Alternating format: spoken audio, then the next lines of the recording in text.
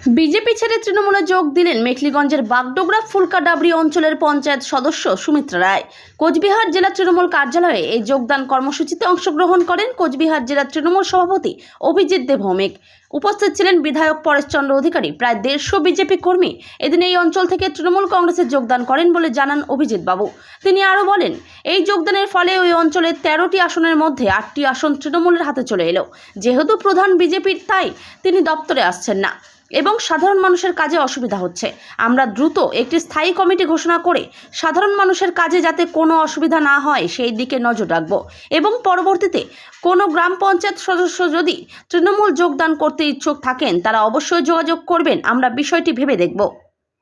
BJP ছিলাম, এখন আমি গ্রাম উন্নয়নের জন্য তৃণমূল কংগ্রেসে যোগদান করতেছি। কারণ বিজেপি থেকে উপর মহলে